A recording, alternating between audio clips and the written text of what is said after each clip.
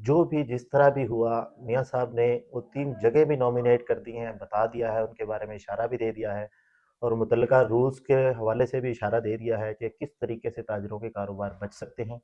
जी नाज़रीन, आज हम मौजूद हैं अल पाकिस्तान अंजुमन ताजिरान के बानी और फैसलाबाद समेत पूरे पाकिस्तान में 62 साल से ताजिर सियासत करने वाले और फैसलाबाद के अवाम के हकीकी नुमाइंदे, जिन्हें सदाबहार एमएनए भी कहा जाता है और नो डाउट वो सदाबहार एमएनए हैं, मियाँ अब्दुल मन्नान साहब।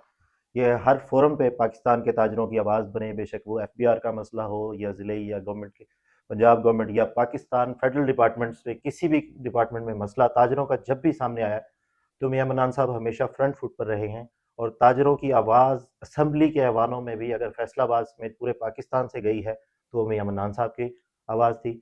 और इन्होंने हर सतह पर ताजरों की नुमाइंदगी इस तरह की है कि ये एमएनए खुद को बाद में कहते हैं और पहले ताजिर समझते हैं और ताजिरों को इस बात का बखूबी इल्म है। आजकल फैसलाबाद समेत पूरे पंजाब में पीरा फोर्स का जो ऑपरेशन हो रहा है उसके हवाले से भी फैसलाबाद में स्ट्राइक की कॉल भी दी गई थी मुख्तलिफ ताजिर तंजीमों की जानिब से। मियाँ साहब ने उसमें बड़ा एक अहम रोल प्ले किया है। इस हवाले से हम मियाँ साहब से पूछेंगे कि क्या मामला था और क्या हुआ और मियाँ साहब ने किस तरह किस स्ट्रेटजी के साथ ऐसा ऐसा मुआहदा करवा दिया और ऐसा हल निकलवाया है कि ताकि दोनों पार्टियों में से किसी का भी नुकसान ना हो।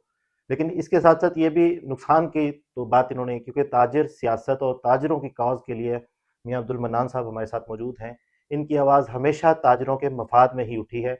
अपने ज़ाती मफाद को इन्होंने कभी भी मलहूज़ खातिर नहीं रखा। अपना नुकसान किया है लेकिन ताजिरों का नुकसान नहीं होने दिया। हम मियाँ साहब से पूछते हैं, मियाँ साहब अस्सलाम वालेकुम। वालेकुम। मियाँ साहब, फैसलाबाद में जो सर्कुलर रोड पे ऑपरेशन हुआ था और उसके बाद काफ़ी ताजिर तंजीमों की तरफ से भी आवाज़ उठी कि हड़ताल करेंगे और हुकूमत के खिलाफ करेंगे। तो इस सिलसिले में आपने बड़ा अच्छा किरदार अदा किया, तो उस बारे में हमें थोड़ा सा गाइड कीजिए कि कैसे हुआ था। बिस्मिल्लाहिर्रहमानिर्रहीम। बहुत शुक्रिया ज़ीशान। बात यह है कि इसके दो पार्ट हैं। एक वो पार्ट है जो कि अंदर गाड़ियाँ, मोटरसाइकिल, जो व्हीकल फ्री जिसको कहते हैं, 8 बाज़ारों को सर्कुलर रोड से किया गया और तकरीबन 1 साल हो गया। ज़्यादा जो रिजेंटमेंट आ रही थी शहर के 8 बाज़ारों के ताजरों की तरफ से या अंदरूनी शहर था, वो थी व्हीकल फ्री के बारे में। जी। अचानक पिछले मंगल वाले दिन ये भी वाक़या हो गया कि पीरा ने ये सर्कुलर रोड पे 5-6 दुकानें करा दी। किसी को पता ही नहीं था। मैं जब यहाँ से घर से गया शहर तो वहाँ शोर मचा हुआ था। तो पूछा कि क्या हुआ, तो उन्होंने कही दुकानें गिरा दी। इंतज़ामिया से रब्ता किया, डिप्टी कमिश्नर साहब से रब्ता किया, जी। तो उनको बताया कि ये क्या हो रहा है। क्योंकि ये जो केस है ना सर्कुलर रोड का और रेलवे रोड का, जो नहर वाले खाले के ऊपर दुकानें हैं, इस केस का सबसे बड़ा गवाह मैं हूँ। ये मामला शुरू हो गया था 61-62 में, लेकिन इस पे एक्शन होने का वक़्त उस वक़्त आया था जब यहाँ याहिया खां के मार्शल लॉ में ब्रिगेडियर यूनुस साहब आए बतौर एसएमएल। और आपको पता है कि जब मार्शल लॉ लगता है तो एक martial law means no law. जी। तो उन्होंने कहा ये साफ कर दो। तो उसमें ताजरों की रिजेंटमेंट आई और ब्रिगेडियर साहब ने एक कमेटी बनाई जिसमें मैं और हाजी बशीर साहब मरहूम अल्लाह जन्नत की करे जी। अमीपुर बाजार वाले जी। हम जी। दो थे और बाकी इंतजामिया के डिप्टी कमिश्नर उस वक्त असिस्टेंट कमिश्नर थे। मुज़ाकरात के बाद हम इस नतीजे पे पहुंचे कि ब्रिगेडियर साहब ने ये कहा कि महकमा नहर को कि तुम इस जगह की कीमत ले लो। जी। उन्होंने इस जगह की कीमत लगाई उस वक्त 50,000 रुपया मरला, जब मदीना टाउन में 2,000 रुपया मरला थी। 50,000 रुपया मरला कीमत हुई। दुकानदारों ने मेजॉरिटी ने पे कर दी, लेकिन जिन्होंने कीमत पे की उनसे एक थोड़ी सी गलती ये हुई, लेकिन वो महकमाना गलती है, वो दुकानदारों की गलती नहीं। उन्होंने उसका वो जो था ना जमाबंदी जी। में फर्ज इंदराज ना जमाबंदी। हुआ, इंतकाल का इंदराज ना हुआ। वो बोर्ड ऑफ रेवेन्यू में गया और बोर्ड ऑफ रेवेन्यू में बहुत सारी वजह है कि क्यों रुक गया। एक वजह ये भी है कि उस वक्त शायद ये लोग वहाँ कुछ पैसे दे देते तो ये मामला वहाँ से हल हो जाता, लेकिन वो रुक गया। अब इंतजामिया ने कहा कोई ये तो नहीं है, रिकॉर्ड में नहीं है। रिकॉर्ड में तो बोर्ड ऑफ रेवेन्यू ने आने नहीं दिया क्योंकि उन्हें इंतकाल उनका हिस्सा रजिस्टर नहीं में। मिला था। तो इस वजह से हमने ने पूरा जब केस है तो डिप्टी कमिश्नर साहब को सबसे पहले समझ आया। तो उसने कहा जी ऐसा करते हैं कि आप एसी साहब के साथ बैठ जाएं। जी। सर्कुलर रोड के लोग भी वहाँ थे, मैं बैठा था उनके दफ्तर में। वहाँ बल्ली साहब भी एसी साहब के दफ्तर में थे, अमीन भट्ट साहब भी, और मैं भी चला गया वहाँ। ये पूरा केस मैंने एसी साहब को ब्रीफ किया। मैंने कहा ये बात नहीं है कि ये 100% नाजायज़ है। आप जिन कागजों में उनके पास नहीं, उनके पास तो रजिस्ट्रियाँ भी हैं, कुछ लोगों के पास इंतकाल भी है, उस वक्त के डिप्टी कमिश्नर का जो मुआहदा था उसके फैसले भी हैं। हर चीज़ मौजूद है। अब ये तो नहीं हो सकता कि एक डिप्टी कमिश्नर फैसला का दूसरा आके कहे मैं नहीं मानता। तो उनकी समझ में आ गया, तो उन्होंने कहा अब क्या करें। तो मैंने कहा कि अगर आपको हर हाल में ये जगह किसी प्रोजेक्ट के लिए चाहिए, तो इन्होंने चूंकि ये मालिक है, आप कहते हैं मालिक नहीं है, हम कहते हैं मालिक है, तो आप इनको मुतबादल जगह दें। हम शहर के 2 3 4 जगह की निशानदाही करेंगे, जहाँ कंसेंसस हो जाए वहाँ इनको दुकाना दे दें और फिर बात कर लें। ये सारा मामला तय हो गया और लिखा गया, माहिदा हो गया। मैंने भट्ट साहब ने और बली साहब ने उस पर साइन भी कर। रेलवे रोड सर्कल रोड के 2 3 जो बहुत गर्म ताजर लीडर थे, उनका नहीं जी ऐसे नहीं, पहले हमें जगह बताएं। भाई अभी आपको उठाया नहीं गया, पता नहीं उठाया जाना है या नहीं जाना, और जब वो वक्त आएगा उस वक्त जगह सामने रखी जाएगी और माहदे में लिखा गया है कि वो कंसेंसस से होगा जो भी होगा। लेकिन नहीं जी, चले गए। हमने कहा ठीक है जी। रात मुझे 10 बजे टेलीफोन आया कि जी 11 बजे राणा साहब के पास मीटिंग है, आपने आना है। मैंने कहा मुझे तो इतला नहीं, मुझे राणा साहब इतला देते तो मैं जरूर जाता, लेकिन मुझे इतला नहीं थी। आज फिर इनकी दोपहर मीटिंग हुई 2 ढाई 3 बजे राणा साहब के सबनाबाद वाले दफ्तर में। तो वहाँ राणा साहब के मीटिंग में जाते ही इनको जो टीसी साहब ने ये भेजा, तो उन्होंने पढ़ के सुनाया। उन्होंने कहा यार इसमें तुम्हारा क्या नुकसान है, जो मियाँ मनान ने किया वो तो तुम्हारा फायदा किया। नहीं जी हमें पहले जगह बता दें। उन्होंने कहा वो नहीं हो सकता, इट इज़ नॉट पॉसिबल। और ना मैं, ना डिप्टी कमिश्नर, ना कोई अफसर, ना मियाँ मनान, ना कोई, ये रोक नहीं सकता प्रोसेस। इसलिए नहीं रोक सकता कि ये सीएम पंजाब का डिसीजन है, और सीएम पंजाब हमारी पार्टी हेड भी है जी जी, और वज़ीर आला पंजाब भी है, और हम पार्टी वर्कर होते हुए उनके किसी फैसले की कैसे मुखालफत कर सकते हैं। ठीक है, हाँ हम उसके फैसले में उनसे दरख्वास्त कर सकते हैं कि हम ऐसे नहीं ऐसे कर लें, लेकिन हम उनके फैसले की मुखालफत नहीं कर सकते। तो फिर उन समझ हम आ गई। तो फिर कहने लगी अच्छा जी अब हमारी डीसी साहब से मीटिंग करा दें। उन्होंने कहा करा देता हूँ, कल 2 बजे कर ले, मैं डी साहब को कह देता हूँ। कहने लगे नहीं जी वो तो फिर हमारी बात नहीं सुनेंगे, आप शहरयार को कहे हमारे साथ जाए। तो राणा साहब ने, शहरयार वहीं खड़े थे, तो राणा साहब ने शहरयार को कहा कि तुम भी साथ चले जाओ। फिर मुझे इतला आई तो मैंने कहा करें, लेकिन मैंने कहा इन्होंने पहले जो किया ये सोच समझ कर करें। पहले इन्होंने मानकर हर बात तय करके फिर इनमें से 2 3 आदमियों को ये शरारत सूझी कि नहीं ऐसे नहीं करना। अब आप उसका एक एक लफ्ज पढ़ें, आप देखें उसमें से कौन सा लफ्ज ताजरों के खिलाफ जाता है। मियाँ साहब इस माहिदे के दौरान कहीं ऐसा भी सिचुएशन आई थी कि कुछ ताजिर लीडरों ने कहा था हम क्रेनों के आगे लेट जाएंगे? नहीं, क्रेनों के आगे तो पीटीआई भी लेटती है, लेटता कौन है छोटे ये कहने की बातें होती है।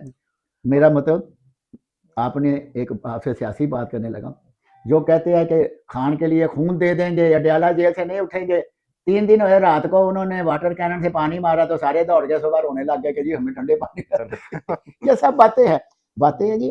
हुकूमत के फैसले के सामने दलील से उनको मनाएं, दरखास्त करके मनाएं, उनको रिक्वेस्ट करें, अपनी मजबूरियां बताएं, अपना कारोबार बताएं, धमकियां ना दें। धमकियों से मैंने आज तक पाकिस्तान में या दुनिया के किसी मुल्क में कोई हुकूमत भागती नहीं देखी।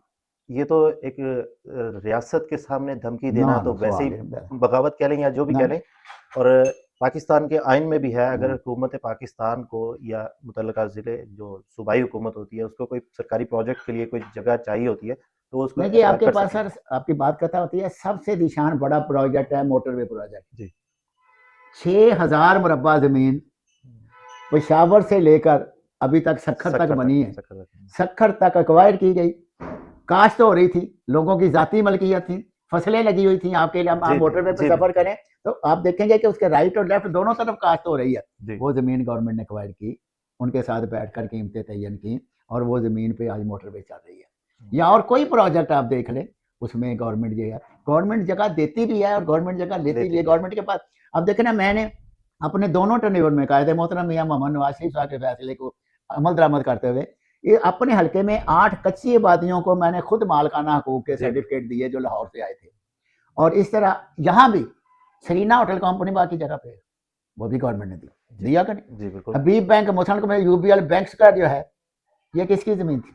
ये भी गवर्नमेंट, कुछ डीबीएस अस्पताल थी, कोई तहसील की थी, ये भी गवर्नमेंट ने दी। इस पे भी गवर्नमेंट कोई जिद नहीं कर रही थी, लेकिन कुछ लोगों की सोच गलत थी। अव्वल तो मेरा ख्याल है शायद ये मौका ही ना आए कि खुदा न खासा इनको उठाया जाए। वर्स्ट कम वर्स्ट अभी कभी ऐसा मौका आ जाए तो आप इस मुआहदे के एक एक लफ्ज की तहरीर पढ़े। हमने वो ताजरों की बेहतरी के लिए किया है, उनके नुकसान के लिए नहीं किया। मियाँ साहब, ये तो हो गया आज के ऑपरेशन, जो आज आपने मुआहिदा करवाया है ताजिरों का। ताजिरों की हमेशा हमने यही देखा है कि आपने हमेशा ताजिरों की भलाई की बात की है और कन्फ्रंटेशन की सियासत से हमेशा आप दूर खुद भी रहे हैं और जो बाकी लोग हैं उनको भी दूर ही रखा है। लेकिन ये जो बात आइंदा दिनों में आएगी, ये जो जगह कोई फाइनल होगी पंजाब गवर्नमेंट की तरफ से, उस पे ताजिर एक दफ़ा फिर उन्हें सियासत का मौका नहीं नहीं, मिलेगा मैं आपको जिस। अभी बताता हूँ। जो हमारी तजवीज़ है, पता नहीं कल को अल्लाह जाने क्या, जी, हमने कहा है कि यहाँ महकमा नहर के पास तकरीबन 2.5-3 मुरब्बे जगह, जी। स्टेट बैंक के सामने से शुरू होती है और रेलवे रोड के पीछे तक और इधर जी, जी, आपको पता बिल्कुल। है हलालिया मदरसा तक आती है। मैंने कहा बाहर इनको को 2-3-4 मुरब्बे जगह दे दें। वैसे भी महकमा नहर का अंदरूनी शहर कोई अमल दखल नहीं है। अनहार का तल्लक काश्तकारी से है और ये टोटल डिस्ट्रिक्ट का और रूरल प्रोग्राम है, जी, ये शहरी प्रोग्राम शहरी नहीं है। प्रोग्राम। आप इनको कोई जगह दे दें, स्टेट लैंड बहुत बड़ी है, वहाँ से इनको 2-3 मुरब्बे दे के इनका पूरा प्रोजेक्ट महकमा अनहार का हेड ऑफिस वहाँ बना दें और ये जगह कुछ गवर्नमेंट इनको दे दे, कुछ गवर्नमेंट ऑक्शन कर दे। जो नया कानून बना है उसके तहत आपको अरबों रुपए आएंगे जो कि इसी शहर की डेवलपमेंट पे खर्च होंगे और बेशुमार ताजर जो है वो वहाँ एडजस्ट हो जाएंगे और जो कंजेशन का आप कह रहे हैं विद इन सर्कल वो कंजेशन को भी रिलीफ मिल जाएगा। एक जगह ये है। दूसरी जगह है 387 कनाल जगह है माल गोदाम की। जी, बिल्कुल। फैक्ट्री या फाटक से शुरू होती है और फूड ग्रेन गोदाम तक जाती है। उस पर भी हमने कहा कि आप यहाँ कुछ पार्किंग के लिए जगह दे दें, बाकी यहाँ कमर्शियल जो है रेलवे से एग्रीमेंट करके जिले इंतजामिया रेलवे का जो कानून है 33 साल का जी, जी। उसके तहत एग्रीमेंट करे और ये भी हुँ। दुकानों के लिए कमर्शियल के लिए ऑप्शन कर दे। यहाँ से भी आपको अच्छा खासा रेवेन्यू आ जाएगा, दुकानदार भी राजी हो जाएंगे और हुकूमती खजाने में भी पैसे आ जाएंगे। तो इन 2-3 प्रोजेक्ट पे काम हो रहा है। एक है कारखाना बाजार के पास बाहर जिला काउंसिल प्लाजा और वो कारपोरेशन की जगह जहाँ आजकल जी, पार्किंग बनी जी। का वहाँ प्रोजेक्ट कर लें। कम से कम 1000 से ज़्यादा दुकानें वहाँ बन सकती हैं। साढ़े जी, तीन बिल्कुल। चार एकड़ जगह है, वहाँ कर लें। सो ये गवर्नमेंट तो सोचेगी कि इन जो नियरेस्ट कमर्शियल प्लेसेस हैं शहर के सेंटर के, ये 3 ही हैं। इन 3 पे जो फाइनल होगा, अब मुझे नहीं पता कि इन 3 जगहों पे लोगों को क्या एतराज़ हो सकता है और वो मेरा ख्याल है अंदर शहर से बेहतर कारोबारी मरकज़ बनेंगे अगर ये बन गए।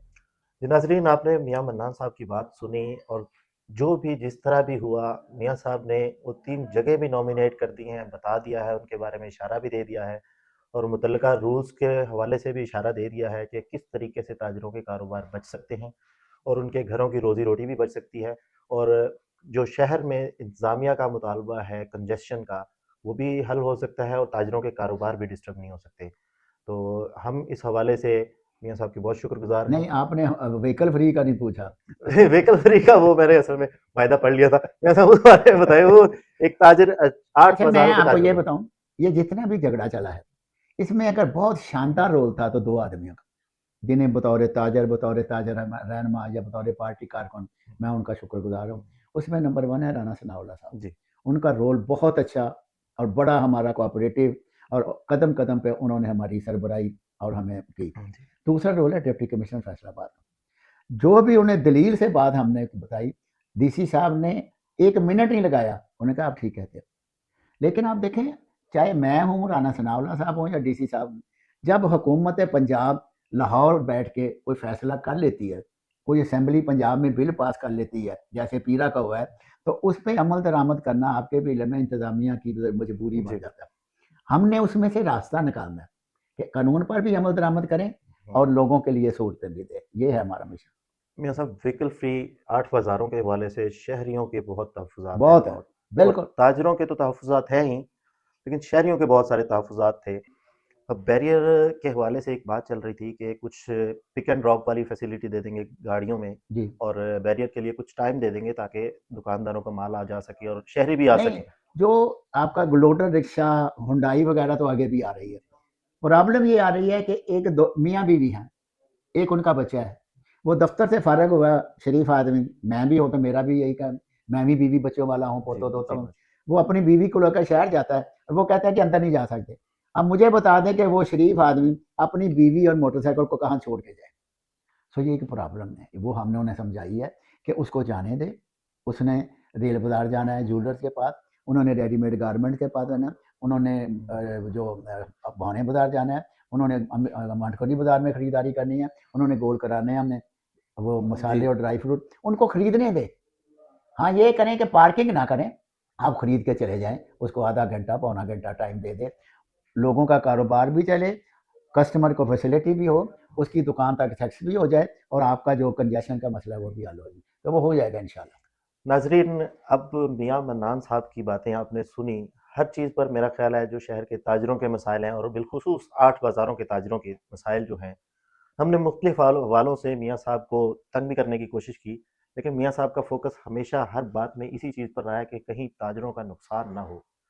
कोई बंदा जो घर से रोज़ी कमाने आता है वो ये वापसी पे खाली हाथ ना जाए, अपने बच्चों की रोज़ी रोटी कमा कर जाए। और इसके साथ साथ जो शहर की अवामी नुमाइंदे इन्हीं को तो कहते हैं कि अवाम के मसाइल जो हैं उनको भी न सिर्फ ताजरों की आवाज़ बने, बल्कि अवाम को जो मसाइल हैं उनका भी भरपूर तरीके से अहाता किया। और अब हम उम्मीद करते हैं, बल्कि हमें ये यकीन है कि मियाँ मन्नान साहब अपनी आला क़यादत मियाँ नवाज़ शरीफ साहब, वज़ीर आला पंजाब मरीम नवाज़ साहिबा, उन तक आवाज़ पहुँचा भी चुके होंगे, या जब भी उन्होंने मैसेज तो दे दिया होगा कि शहर के ताजरों की और पूरे पाकिस्तान के ताजरों की ये आवाज़ है, ये मसाइल हैं, इनको जल्द अज़ जल्द हल किया जाए। जी, बहुत शुक्रिया।